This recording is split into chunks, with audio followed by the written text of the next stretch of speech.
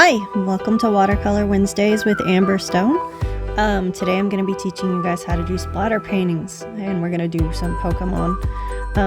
First you want to get your squares and everything prepared, and you'll also want to get some paint mixed up. And then you'll go ahead and dip your brush in that and then just kind of fling it wherever you want.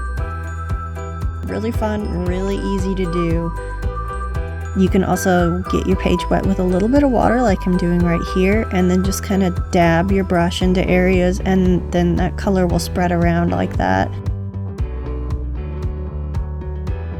Sometimes it's a good idea to have an idea of what Pokemon you want to put on there first. So what I like to do is choose a color, then go through a list of Pokemon of that color, find one that I want to do, and then have that in my head as I'm throwing the paint down. And you'll see why in a couple of minutes here when I show you the oddish one.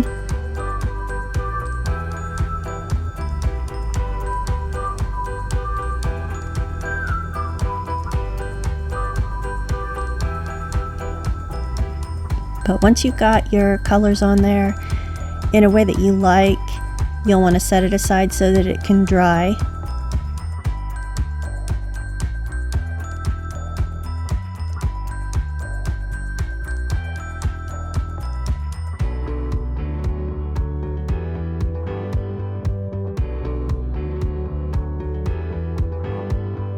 This one is the oddish that I was talking about, especially the duotone ones you kind of want to know beforehand. Then I'm taking a Ticonderoga red pencil to draw in really quickly just kind of what I want this one to look like. Now sometimes I skip that step and go straight into drawing, but it kind of depends on whether the Pokemon is kind of complicated or not. And this one actually did not turn out great, and I don't like it. But usually when you go in with red first, that doesn't happen, and you can control it a little bit better. But that was not the case this time. Here I am trying to scrub some of the blue out of his face because Oshawott actually has a very pale face. But just keep going in and adding shadows and your different colors until it looks like what it's supposed to look like.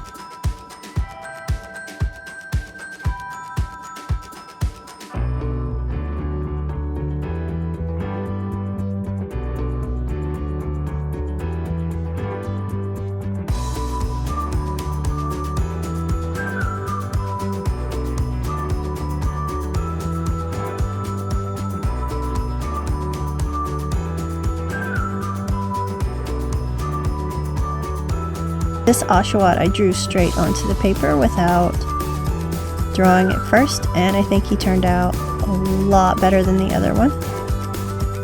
There I am trying to lift some more of the blue out of his face again.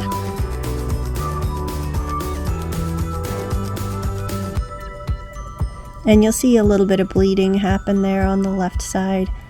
If you go in too early, you can cause your ink to bleed a little bit. This can be kind of a cool effect, and you can also use that to your advantage because the paint is actually the pen is sticking to the paint, not the paper. So if you lift it enough, you can lift ink right off of there, and that's going to be beneficial here in a few minutes when I mess up a Mew drawing.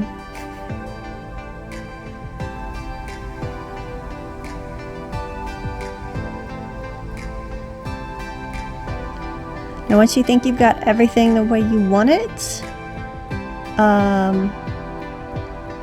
you can go in and try to lighten things up some more. Like here I am trying to get rid of some of the blue in his face again. And you can go in with a white gel pen. Now these are really good for striking white highlights. Watercolor, you usually want to stay away from this because you'll use your paper as your white, so just try to leave it out of areas. But that doesn't always work, so I've got a white gel pen and a white charcoal pencil. Now the charcoal pencil that I'm using is a Primo pencil. Those are made by the General Company. They also make some regular ones, but those are going to be really grainy and they're very unpleasant to use. They drag a lot. The Primos are the smoothest charcoal you'll find, and I think that they work really great. I've also tried Derwent and I am not a fan. I go back to the Primos every time.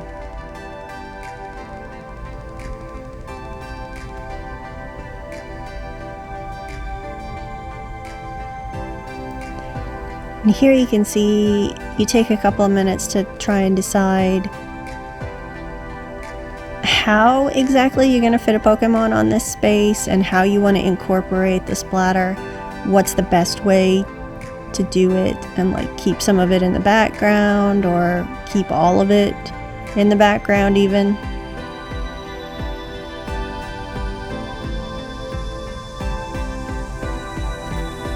Caterpie's an interesting one.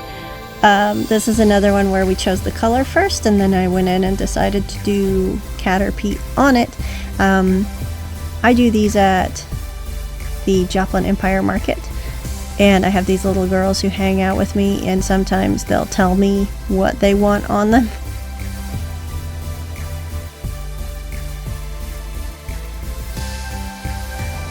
This is Mew, and you can see I wanted to make sure Mew did okay, so I drew that in red pen first, and then I wrote,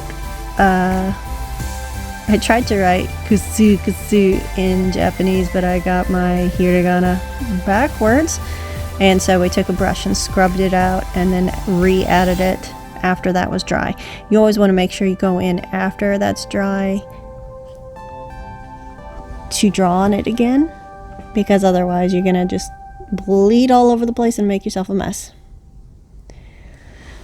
To get the bones white on Houndour earlier, I used a lifting technique again, and then in this part of it I went ahead and went in with the white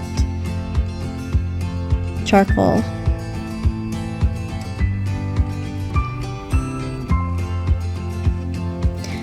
But basically you get the general idea of this. You kind of have to it's really important to use reference on these so that you make it actually look like what it's supposed to look like.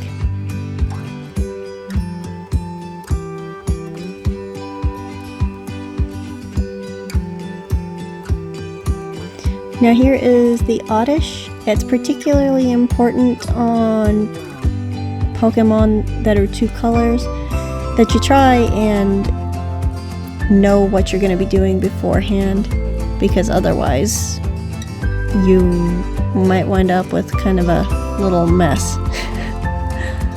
But messes are awesome anyway, so you can always figure out something to do with everything. Except this mess. This mess is not awesome. Sorry, Growlithe, and all you Growlithe fans. I keep going back to this one over and over again because I'm trying to fix it.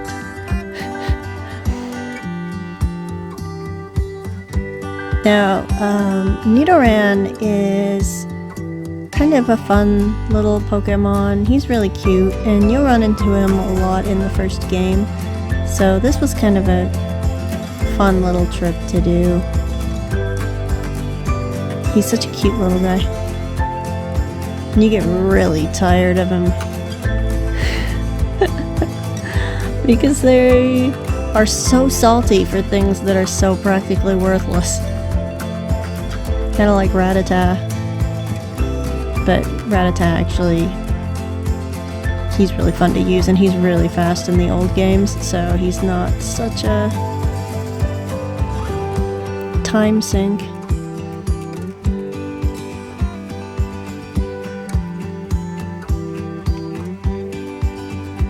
But basically, just keep going in and adding shadows and shaping things until you get it just how you want it.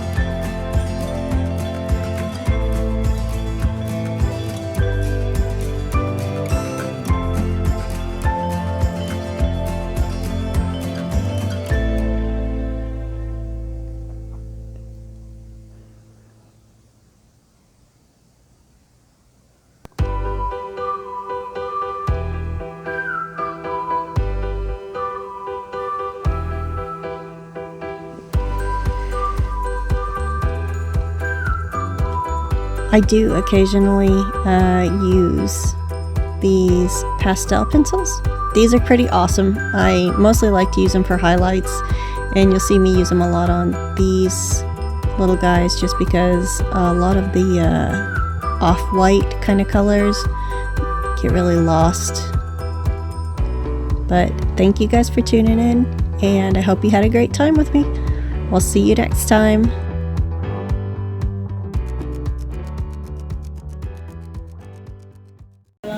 This is gonna be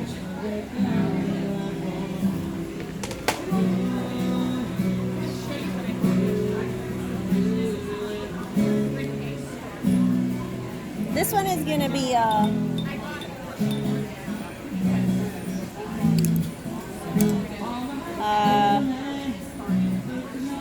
I had a plan. Houndar, probably. Unless that actually looks like one of those bats. Looks like Toothless. Does a little bit.